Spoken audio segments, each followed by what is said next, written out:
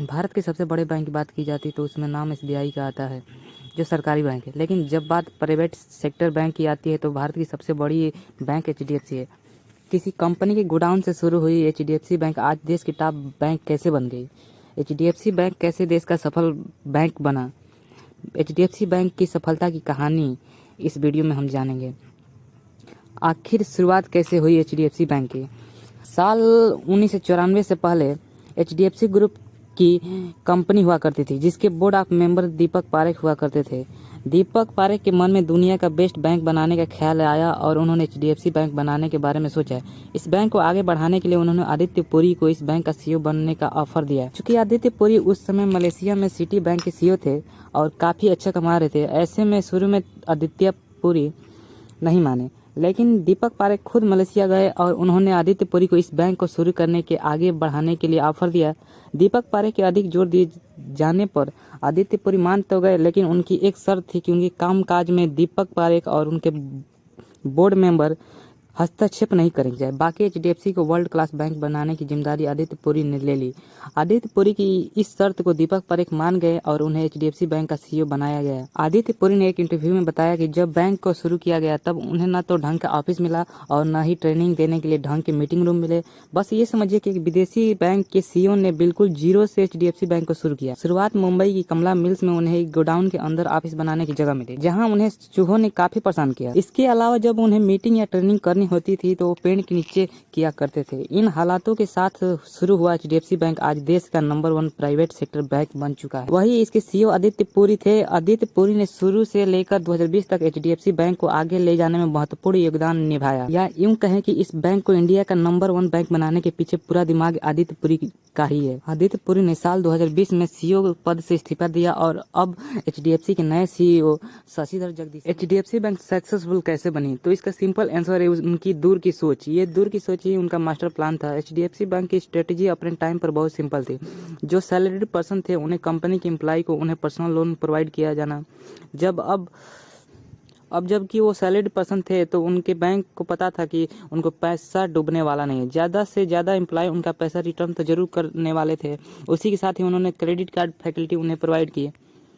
ये प्लान तो सभी बैंक नॉर्मली करते हैं, लेकिन जो उनका दूसरा प्लान था वो मास्टर स्ट्रोक था। साल 2002 से 2008 में हमारे इंडिया की इकोनॉमी काफ़ी अच्छे से बढ़ रही थी और इंडिया की इकोनॉमी अच्छे से रन कर रही थी, तो हर जगह जोश और खुशी का माहौल होने से उस टाइम में बहुत सारे बड़ी कंपनी अपने अपने प्रोजेक्ट लेकर बैंकों के पास आई, क्योंकि उन्हें लोन की ज़रूरत थी। तो बैंक ने उन्हें लोन दिए और ये जो लोन थे वो कारपोरेट लोन थे, क्योंकि ये जो कारपोरेट लोन होते हैं उनकी अमाउंट काफ़ी बड़ी होती है। अगर कंपनी ये लोन टाइम पर चुकाती है तो बैंक को बहुत फ़ायदा होता है और ना चुका पाई तो उन्हें नुकसान भी बहुत ज़्यादा होता है। और उस टाइम बहुत सारे बैंक ने बहुत सारी कंपनियों की बड़ी बड़ी अमाउंट में लोन दिए और उसका बेनिफिट भी उन्हें काफ़ी सालों तक मिला। लेकिन जब बात आई कि लोन को डिफ़ॉल्ट करने की तो उन बैंक को एनपीए बढ़ने लगे और लॉसेस ही दिखने लगे।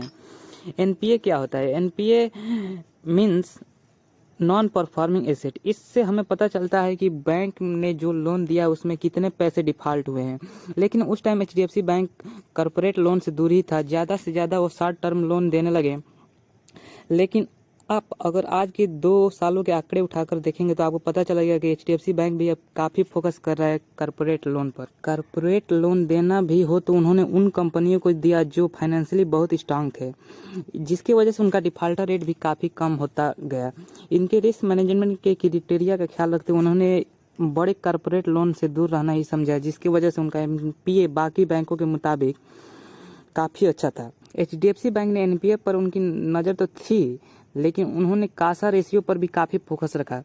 कासा रेशियो हमें ये बताता है कि बैंक के पास जितना भी टोटल डिपॉजिट आया है उसमें से कितने सेविंग और कितने करेंट अकाउंट से आया है, क्योंकि इन अकाउंट्स पर इंटरेस्ट बहुत कम पे करना पड़ता है और बैंक को। एचडीएफसी की सफलता के पीछे एचडीएफसी कुछ रणनीतियां भी रही है जिन्हें समझना बेहद जरूरी है। एचडीएफसी बैंक लोन देना तो शुरू किया था ही, बैंक में अच्छे इन्वेस्टमेंट का रास्ता भी निकाला। उन्होंने बिजनेस के लिए करंट अकाउंट ऑफर किया और उनके कर्मचारियों को सैलरी अकाउंट ऑफर किए, जिसकी वजह से एचडीएफसी के पास काफी सारा इन्वेस्टमेंट आ गए। पॉइंट नंबर 4, जिन कस्टमर के करंट और सैलरी अकाउंट ओपन होती है उन्हें ही अपने प्रोडक्ट जैसे एफडी, आरडी, इंश्योरेंस आदि सेल भी करती है, यहाँ तक कि उन्हें आसानी से क्रेडिट कार्ड भी ऑफर करती है। पॉइंट नंबर 5, एचडीएफसी बैंक आज कई तरह के लोन आसानी से दे देती है, जैसे व्हीकल लोन, होम लोन आदि। इस तरह के लोन से डिफॉल्ट करने पर नुकसान की संभावना कम रहती है, क्योंकि इसमें कस्टमर द्वारा खरीदी गई वस्तु पे से पैसा कवर किया जा सकता है। यही कारण है कि एचडीएफसी के जरिए अधिक प्रोडक्ट को जल्दी से जल्दी फाइनेंस कर दिया जाता है।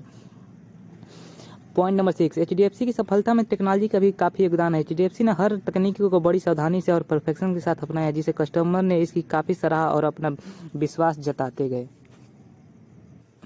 एचडीएफसी बैंक का ग्रोथ का शेयर प्राइस भी लगा सकते हैं, जहां इनकी एक शेयर की प्राइस 1999 रुपए थी, वहीं आज के टाइम पर लगभग 1500 के आसपास है और शेयर मार्केट में रुचि रखने वाले लोगों की काफी पसंदीदा कंपनी भी रही है।